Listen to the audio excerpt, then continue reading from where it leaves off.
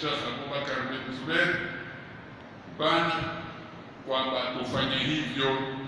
Kwa hiyo tufanya huko misikitini. Kwa bahati nzuri sisi bado misikiti na majumba yote ya ibada yako wazi.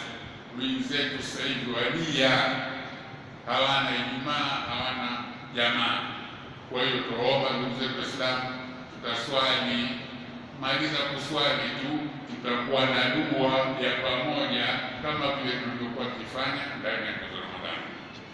Ile tusio na haraka, tulikamilishe hili, na pia itakuwa yaendelea, ushauri kunuti endelea, tutaongeza na dua zote zinazowezekana kwa siku 3 hizi.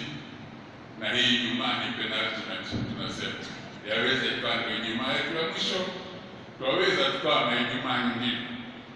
Maana Alhamisi ni 9 kama mwezi ya kuonekana, tuna Ijumaa nyingine na tuingia ndani ya mwezi mtukufu wa Ramadhani. Kuna zile sadaka zile tawasuli kubwa sana, basi wakati dua endelea, pia mfuko itapita, nuia utonuia kwa magonjwa yetu, kwa maradhi yetu, kwa korona, kwa shida zetu, kwa matatizo ya watoto, kwa matatizo ya wake, matatizo ya waume, yote kwa pamoja inshallah kuwe na